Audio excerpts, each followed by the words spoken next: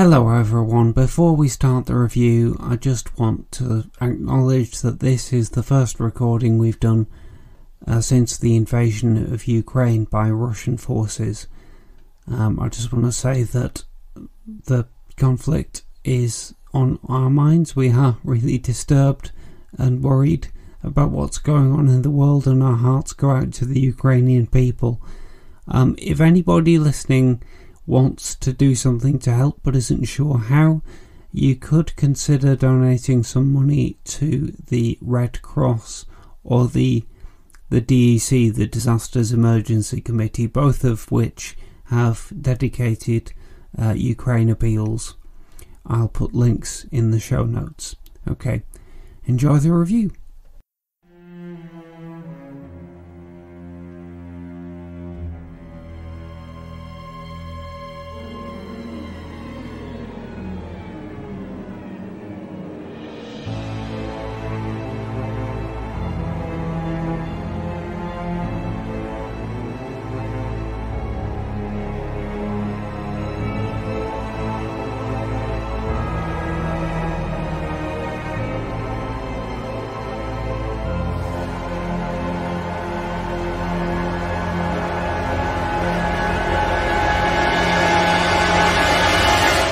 Now the podcast starts. Hello everyone, and welcome to our first mini review episode. Today I have the absolute pleasure of being joined by Kirsty Warrow. Hello Kirsty. Hi. And I am TD Velasquez, but you can call me Dan. This is one of the little episodes that I suggested we might drop in between our big monthly episodes. And in this case, it's a review of one particular film, a fairly recent movie that's just arrived on Blu-ray. Blu-ray? Blu-ray. Yes. Fair enough. I'm not even going to edit any of that. That's just arrived on Blu-ray. Joe Badon's 2020 movie, Sister Tempest. Mm-hmm. Kirsty, I invited you to watch it. Unfortunately, Ian and Stella weren't able to watch it, and Stella's in fact got COVID. Oh, get well, Stella. Yeah, so we hope she feels better soon. But you and I were able to watch it. It's a difficult movie to sum up in a brief a brief span of words. Would you like to have a go, or shall I? I mean, I think my summing up of it would be sort of a fittingly surreal concoction of descriptors. Well, yes. Okay. So, I mean, in terms of its horror credential, it's sort of a cannibal tale. That's probably sort of. Yes, I mean, it does have. I think we can be honest and say it's not. You wouldn't call it a horror film. It's not frightening. No. But it does play on and include certain genre elements. Not only one of the characters is basically a vampire or maybe a cannibal, but there's also a number of sequences which are like basically a parody of Japanese kaiju kind of movies. So it has a few things which will appeal to the horror cognoscente, but it is not playing within that genre really. No. It's a kind of surrealist, kind of dream logic-y kind of piece with sort of dashes of giallo. Yes, that's it as well. It has some very Argento lighting type scenes and stuff. Yes, I mean, I shall play some sections of it, but I'm not sure how much sense that they will make. And in a way, I'm reluctant to give away too much about the movie. I don't think we can have a discussion about this film and it be something that's totally spoiler free, and I don't think that actually matters. Okay, well, I think you're right. Anybody listening to this who then goes on and watches the film will feel in any way that our discussion spoils it, because I think that this is very much a film where the kind of viewer of the film is going to have a very singular experience anyway, and that experience might not be the same as your experience of watching it, or indeed my experience of watching it. Yes, and I think that you could describe anything that happens in the film, and the likelihood that the way the person listening to you imagines it being the same way that it happens in the film is quite small. Yeah. So let's have a listen to a few clips, and then we'll talk about the movie. Sure. For a brief review kind of way, it's just me kind of a half an hour chat. Just to say whether we enjoyed it and whether we recommend other people check it out. As I say, it's on Blu-ray at the moment.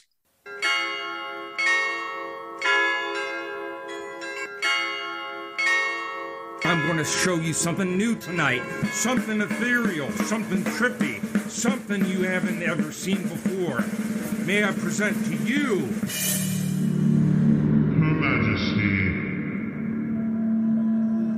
Behold, young ones, young fatlings, farthings. I'm here to bring you a story. The story of a young child like yourselves. A girl, a woman named Anne Hutchinson. In the next span of minutes and hours, we shall split open her mind and dissect her thoughts. Behold, the story of the one.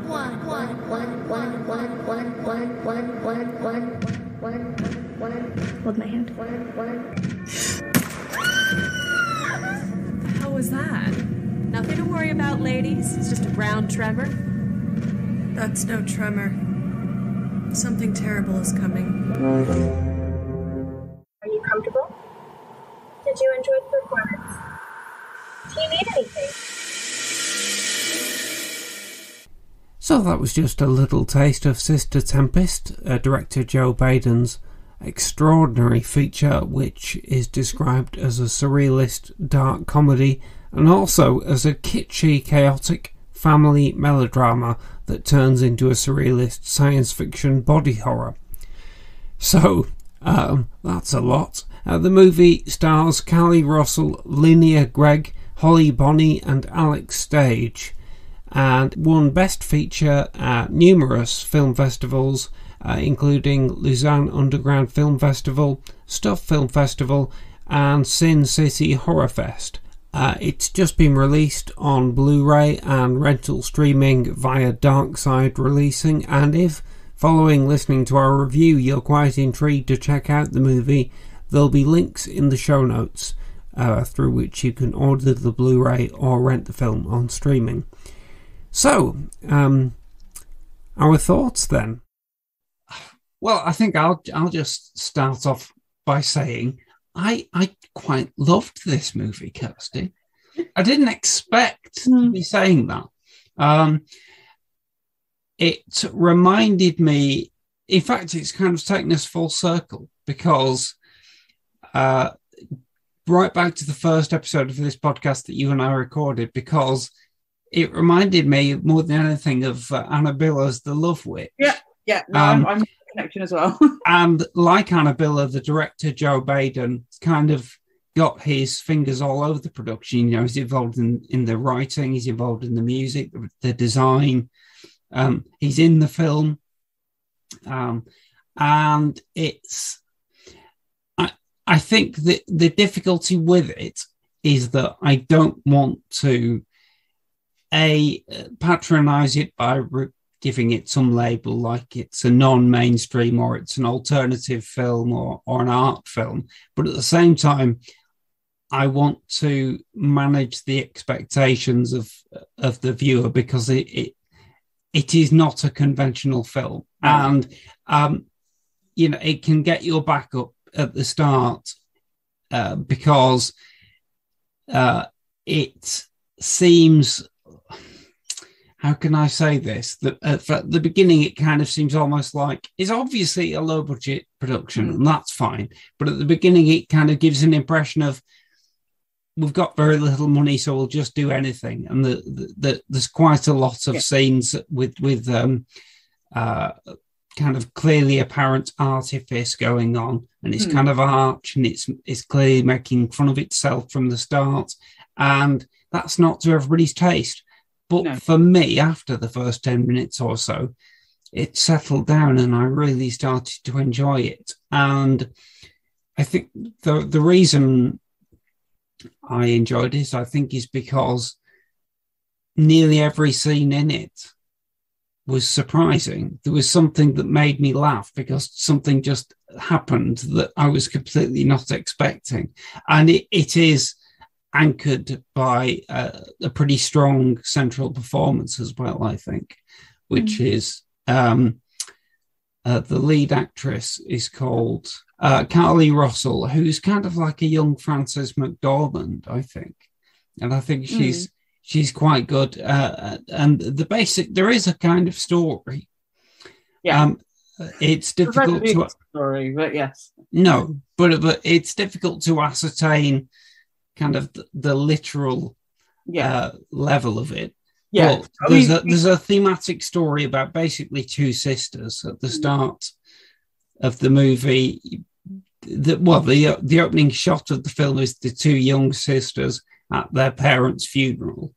And the idea is that as they grow up together, the older one looks after the younger one. And then as we move forward in time, the older sister, Carly Russell, as I think her name is Anna, she kind of becomes the central protagonist. And although lots of different strange, contradictory, thematic, cross-generic things happen around her, and she changes, almost seems to be moving between dimensions or between genres, between types of film, she's always the central point pretty much throughout. And I think that that focus kept it quite enjoyable for me. And even though the younger sister is not always there, the theme of the relationship between the sisters is kind of central to the film. But it's not just that. There's a heck of a lot going on, and it's hectic and crazy, and I found it very funny. So yeah, I really enjoyed it actually, and I found it strangely moving as well, in a way that I wasn't expecting. I've talked quite a lot about it. Why don't you give us some thoughts, Kirsty? It's so difficult to know where to start. Really, I'm glad that you made the connection with Love Witch, because I think that it definitely, from a production kind of design point of view, definitely has a sort of deliberate kitschness and a kind of a very rich kind of color palette that kind of felt reminded me very strongly of the Love Witch. I'll be honest, I don't think it was quite as well executed as the Love Witch kind of consistently. But no, I think that the approach in this movie is much more scattershot. I mean, the Love Witch had a very focused kind of theme that they were clearly going for. With this film, I felt that it knew what it was going for, but I didn't always. But it did feel like it had some kind of purpose, but it wasn't always clear to me. Sorry, Kirsty, though, you were going to say something. I really enjoyed the kind of bits that were, kind of in the kind of black, kind of black space, the sort of studio, where that kind of really great contrast between the kind of brightness and the vivid colours and the kind of blackness. The moments that it really plays into its kind of artificial kind of aesthetic, I thought really, really worked. I've got a whole range of different thoughts in terms of the kind of the value for me. I love weird shit. I've always loved weird shit. And so this, as soon as I saw the trailer, I thought, oh yeah, no, definitely, whatever this is, I'll happily go on whatever journey. Right. And it made me, I think, it has this kind of meta quality as part of the narrative. And again, I'm not going to explain it too much because I'm not sure I'd get it right. But there's a sort of kind of internal camera crew. Yes. Part of it. Yeah. It sort of feels like I'm not sure if it's not breaking the fourth wall, but it's definitely pushing at the boundaries of the reality of the cinematic space that it's creating. But it very much made me think of I think on the podcast we've talked about, I have a particular kind of affection for Noah Hawley's Legion television series, which is bonkers on all sorts of fronts, and it reminded me very much of that in terms of tone. But obviously, Legion does it with more money and a kind of overarching, perhaps. Although I'd like to say Legion has a clearer narrative, I'm not sure that's true. It also reminded me of Lee Buñuel's Large Door, which is his kind of surrealist kind of feature where everything is kind of very dream logic-y, but it's clearly a bank. Large Door is kind of clearly a bank, kind of sexual repression and kind of Catholicism and, you know, kind of the bourgeoisie. Mm-hmm. And it felt at times that this film was kind of a little bit playing, there's clearly something quite gendered going on. I'm not sure how I feel about the genderedness of it, but there's, you know, I think there's probably layers that you could read into it. I've not done that. I don't know, I'm still processing it. It also reminded me of Jodorowsky's Holy Mountain. Oh, you know, sort of that, again, bizarre imagery, lots of colour, and also colour of pomegranates, kind of, you know, so again, kind of well-constructed, beautiful kind of images that are surrealist and, you know, and often a little bit challenging. I then also kind of thought about the, you know, is it Raw, the kind of French film about the kind of... Yeah, the Julie Ducournau film. Yeah. So it sort of kind of made me think a little bit, but only kind of because we end up with like characters eating meat and kind of, you know, like there's, you know, and also kind of female kind of groups. Yeah, and then I've got things like, you know, it weaves in this kind of weird fairy tale kind of lexicon as well. So you have one character who is called Gingerbread Man. Well, she's called Gingerbread Man. Yeah, I think that was... Yes. And so that's kind of like, okay, where are we going with this? I think that was one of the first things that made me laugh. It's really silly. There's also, by the way, there's another character in the movie called Christopher Tidal Wave. Yeah. You know, there's... it's considered a bad cliche to have silly names in comedy, but in a certain context like this, where I think the film has told you from the start that none of this is to be taken literally. No, absolutely not. And I thought it was interesting that they started to kind of weave in those, you know, kind of elements that sort of spoke a little bit more to the kind of mythic, non-literal readings. Like I said, the kind of, you know, Giallo Suspiria stuff is, you know, kind of fairly kind of evident, and this is where I start to kind of get in. One criticism of the movie is that it does feel quite male gazy in a very Giallo way. My thing that I wanted to ask you about is that, yeah, I think it definitely feels male gazy. However, I did think that it was quite a non-lascivious male gaze, i.e. it's like all the women are very tend to be very beautiful and are photographed to be very beautiful, but they're not really objectified. Maybe that's only because because of the nature of the story, that there aren't really characters around to objectify them. No, but I think I don't know, for me that there's, and I don't know how to kind of explain it clearly, but it sort of felt like there's a sort of kind of libidinal undertone in the film. Okay. Kind of, you know, discussion of eggs, and there's, you know, kind of reproductive imagery, and then, you know, kind of lead actress gets naked towards the end, gets into a bath of blood. Again, no spoilers because it doesn't... but again, she does get naked, but I don't think you see anything. Yeah. It's very much in a long shot. But I think I don't mind that per se. I think the thing that sort of I found a bit more challenging was the fact that and again, it's very much kind of, I think, a symptom of, or at least a product of the type of film that it is, that it sort of felt that all of these female characters, but particularly the two sisters and Ginger, were, you know, they were kind of quite distant characters. I felt like you kind of connected to the performance of Kelly Russell. I didn't. I felt very much like they were, you know, they weren't emotionally alive to me, or kind of have sort of agency in a way that I felt like I was looking at, a character that I could root for. They were very much, for me, part of the kind of the overall design of the film. Yeah, okay. I mean, I suppose that's fair. I don't think I really rooted for.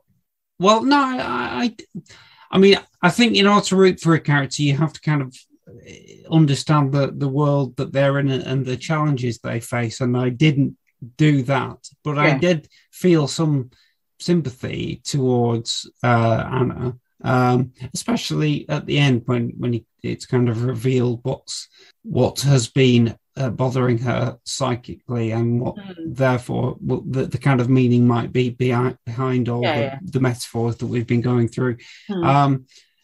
But in a way, I think the strength of the performance is more about being a locus that holds up the framework of all this crazy stuff.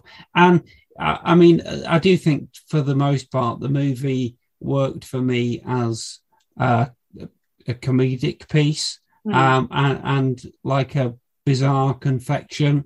And therefore, I don't think it required a great deal of emotional investment. However,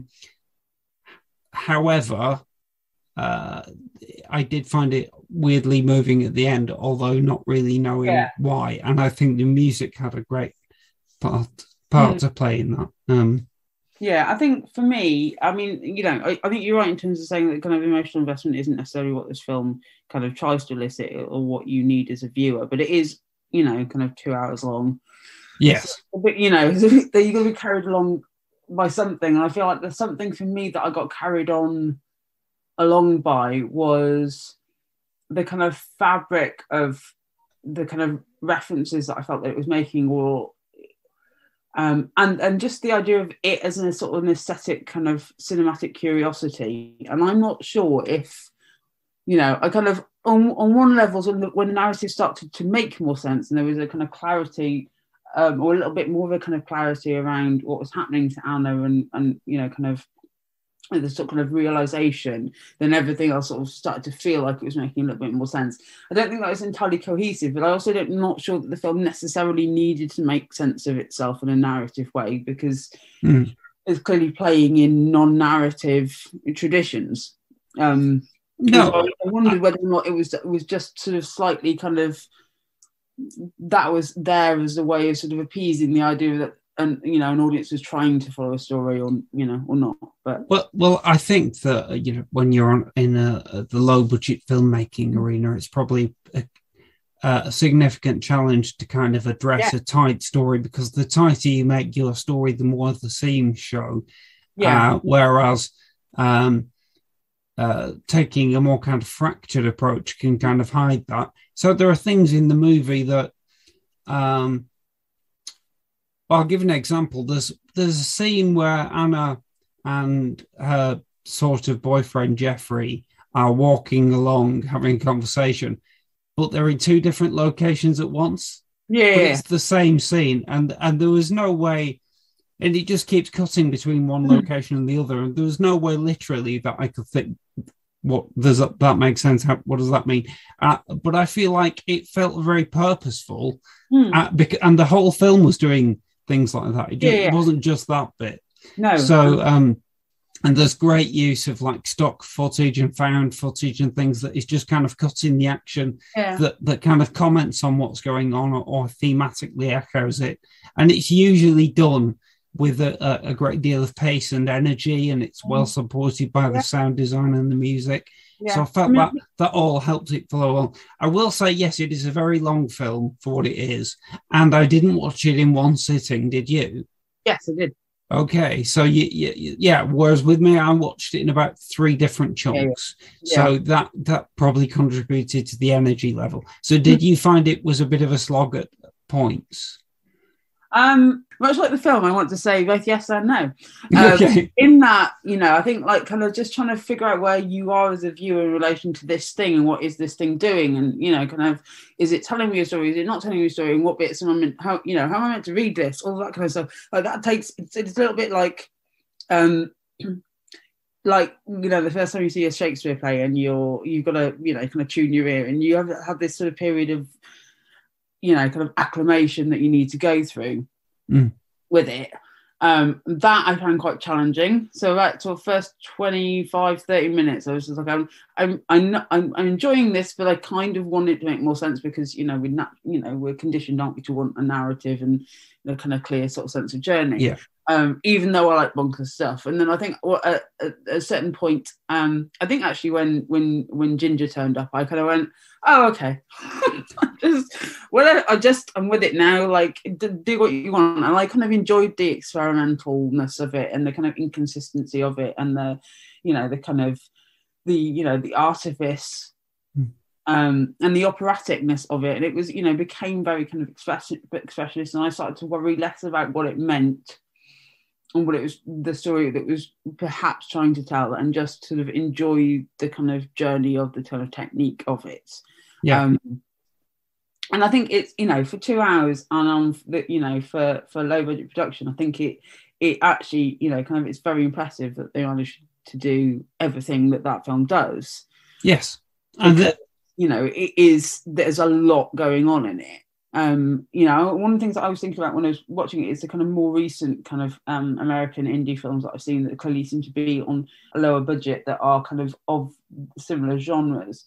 And I thought about 2 films. One is The Vast of Night, which is the 1950s alien movie, which, you know, kind of does very well with the low budget, because it, you know, keeps everything very, very contained, with the, you know, kind of minimal, you know, everything's off screen.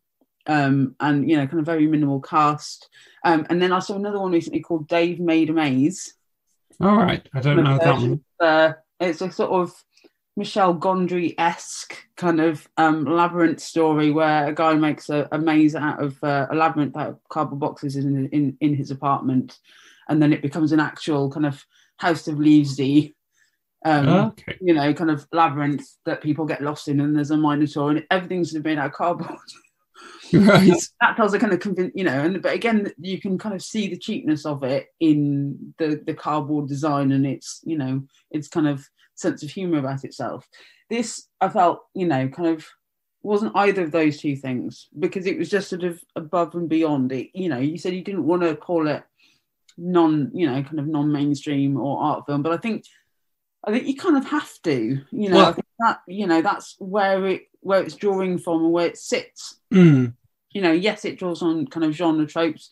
You know, you talked about kind of kaiju, we've talked about kind of giallo, there are kind of horror elements, also science fiction elements in it.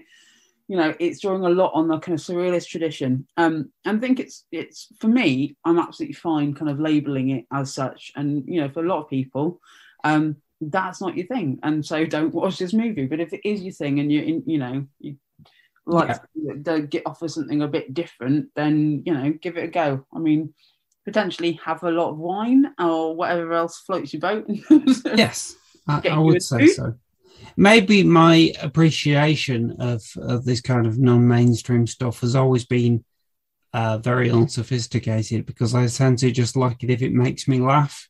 And that's why I like Peter Greenaway films, for instance. And that this worked for me on that level. And yeah, and it probably is fine to use those labels. I have a bit of a resistance to it, but I do think that if recommending this film, you have to at least manage the listener's expectation and say it is not what you might be used to. And it is also not for everybody, clearly. No.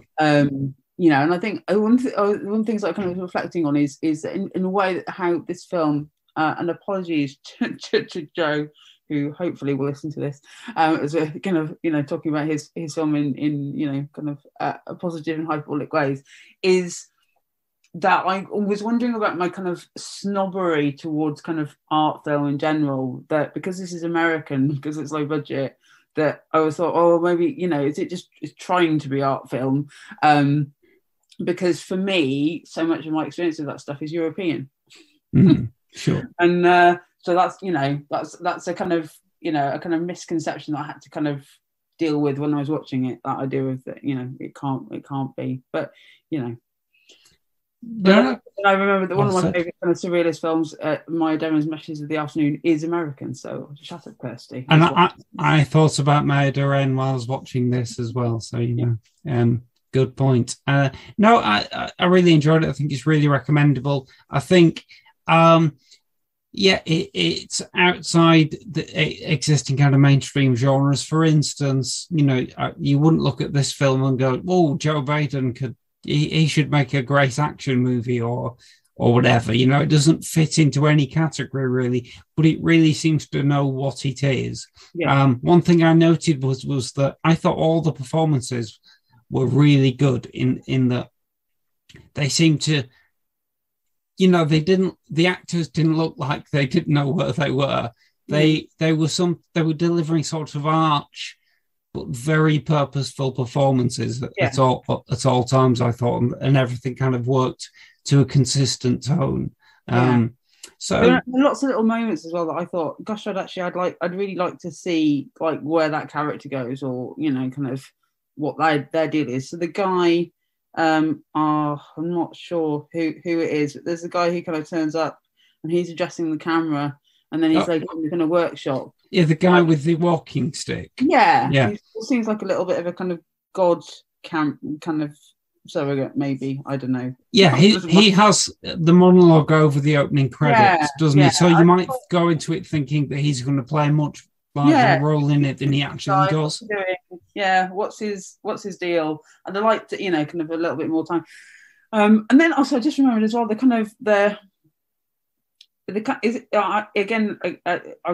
aware that I think part of the reason why kind of making connections between this and Large Door is the kind of the way in which he uses kind of Christian imagery in particular, but the kind of almost sort of like Jesus, the kind of glowing Jesus character.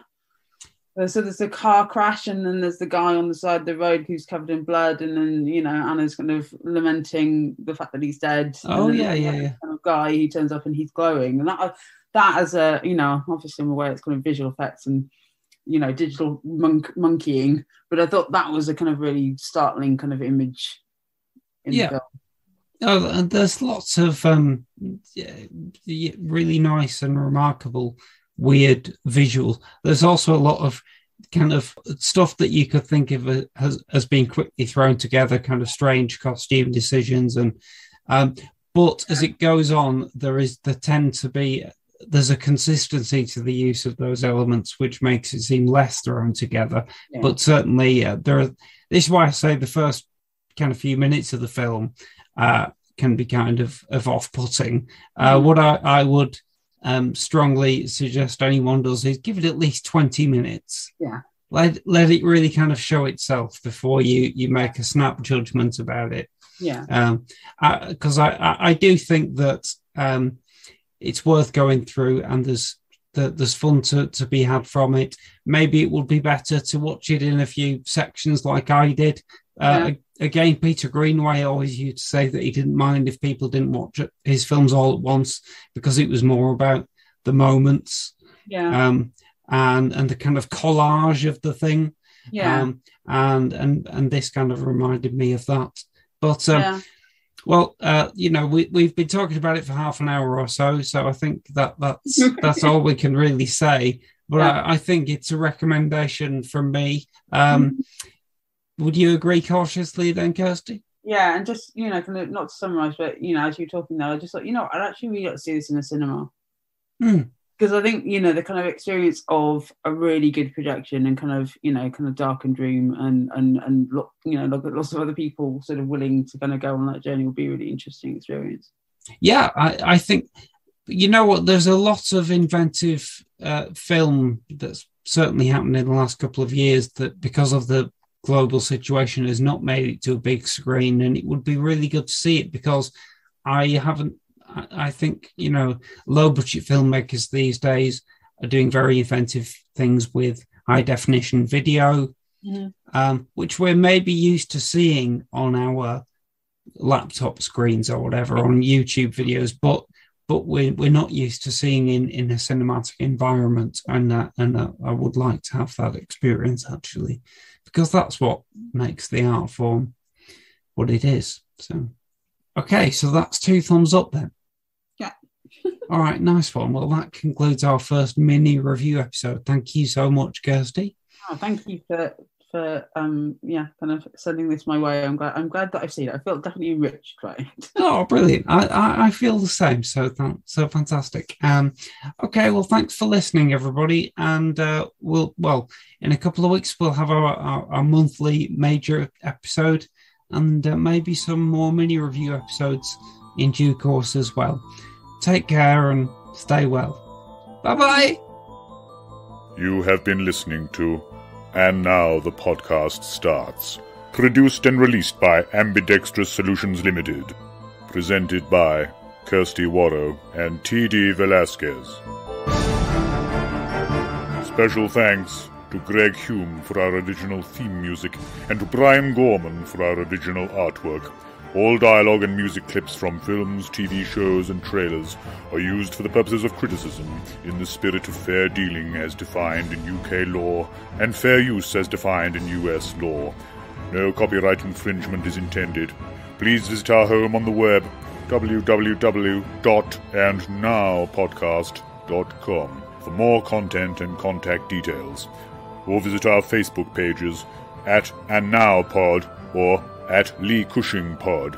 Follow us on Twitter at AndNowPodcast or at Lee Cushing Podcast. If you'd like to donate to us, please visit patreon.com/AndNowPodcast. And now the podcast stops.